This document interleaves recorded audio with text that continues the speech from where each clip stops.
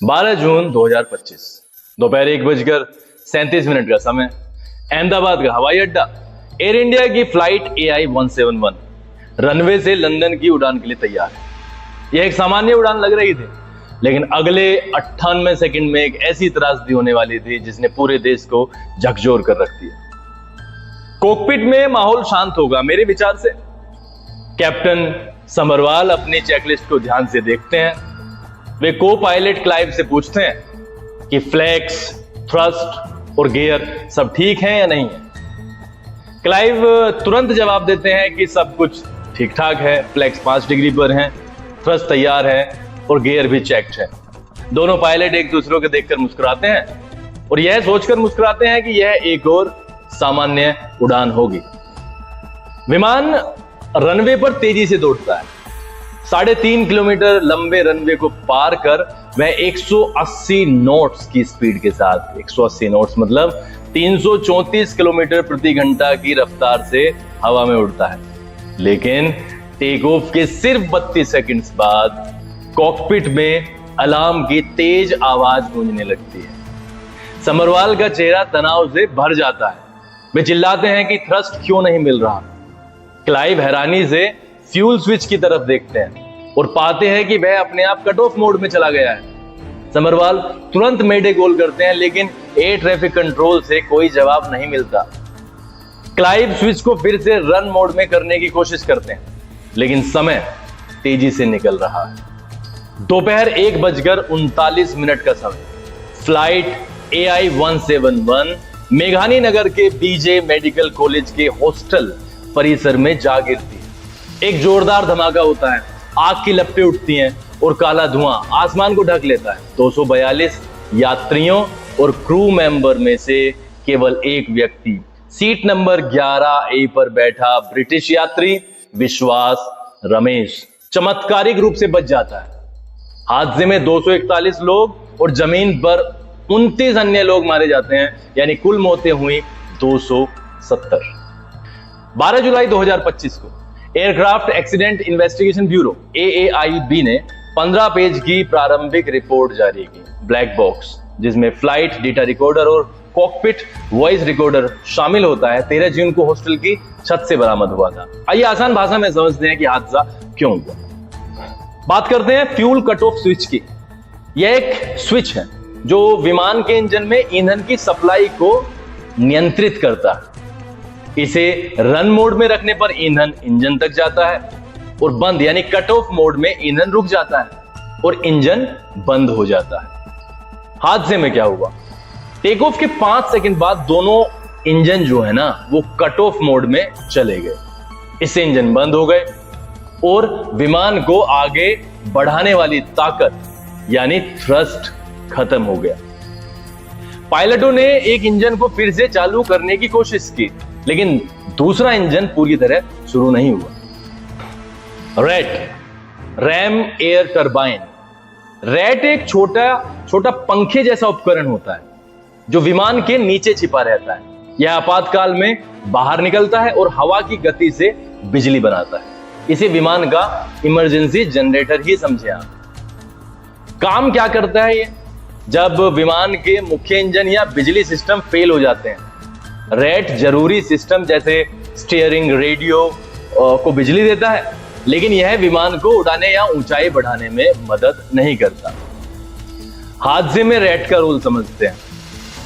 Engine बंद होने के 10 सेकंड बाद रैट बाहर निकला और बिजली देना शुरू किया, लेकिन विमान सिर्फ 650 फीट की ऊंचाई पर ही था, इसलिए रैट के पास विमान को स्थिर करने का समय नहीं था। हादसे के वीडियो में सुनी गई तेज आवाज रैट के काम करने की थी। आइए एक और चीज को समझते हैं, थ्रस्ट। क्या है ये थ्रस्ट?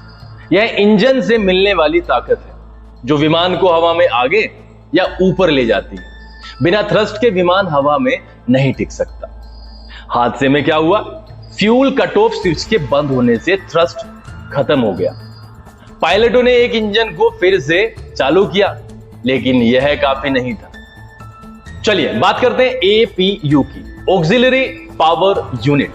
यह विमान का एक छोटा इंजन है जो टेल के आसपास होता है, पूंछ के आसपास होता है, यह मुख्य इंजनों के बिना बिजली देता है, खासकर जमीन पर। हादसे में एपीयू का रोल क्या होगा, क्या हुआ होगा वहां पर? इंजन बंद होने पर एपीयू चालू हुआ, लेकिन कम समय और कम ऊंचाई के कारण यह विमान को नहीं बचा पाया। विमान के पंखों पर लगे हिस्से होते हैं जो टेक ऑफ और लैंडिंग में हवा को नियंत्रित करते हैं। ये विमान को ऊपर उठने और धीमा करने में मदद करते हैं। हादसे में फ्लैप्स किस तरीके से हुए होंगे? फ्लैप्स 5 डिग्री पर सेट थे, जो सामान्य है, लेकिन विशेषज्ञों का कहना है कि 43 डिग्री की गर्मी और भारी वजन के कारण फ्लैप्स जो हैं वो शायद सही तरीके से समायोजित नहीं हो पाए। उन्हें समायोजित ठीक तरीके से करना चाहिए। ब्लैक बॉक्स में पता चला कि पायलट हैरान थे। फ्यूल स्विच के अपने आप बंद होने से वे सख्ते में थे। उन्होंने स्विच को फिर से चालू करने की कोशिश की, एक इंजन को रिस्टार्ट भी किया, लेकिन समय बहुत कम।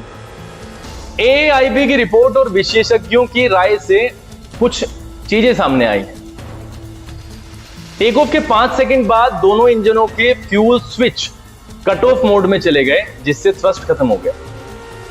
रैट ने बिजली दी, लेकिन कम ऊंचाई के कारण यह विमान को नहीं बचा सका।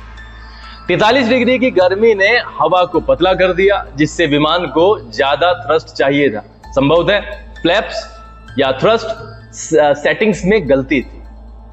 कैप्टन समरवाल और को पायलट कुंदर अनुभवी थे, मेडिकल टेस्ट में भी फिट थे, लेकिन इतने कम समय में इतनी बड़ी आपात स्थिति को संभालना लगभग असंभव था। पक्षी टकराव, ईंधन की गड़बड़ी या आतंकी साजिश जैसे कारण खारिज किए गए हैं इस रिपोर्ट में। एक विशेषज्ञ कैप्टन मोहित चतुर्वेदी के अनुसार दोनों इंजनों का एक साथ बंद होना बहुत दुर्लभ है। रैट का काम करना दिखाता है कि सिस्टम ने आपातकाल को पहचाना, लेकिन इतनी कम ऊंचाई पर कोई मौका नहीं था। शायद कोई सिस्टम गड़बड़ी या गलत सेटिंग थी। एआईबी, एनटीएसबी और बोइंग की टीमें जांच कर रही हैं। गृह सचिव गोविंद मोहन की अगुवाई में एक समिति 3 महीने में अंतिम रिपोर्ट देगी।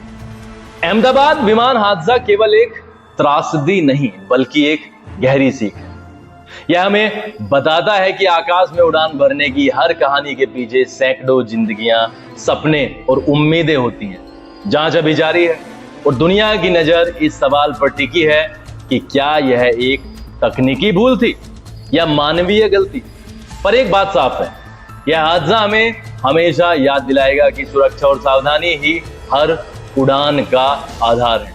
आइए हम उन 270 व्यक्तियों को श्रद्धांजलि दें जिन्होंने इस त्रासदी में अपनी जान गंवाई, और प्रार्थना करें कि ऐसी घटना फिर कभी ना हो। उनके सपने, उनकी कहानियां हमारे दिलों में हमेशा जिंदा रहेंगी।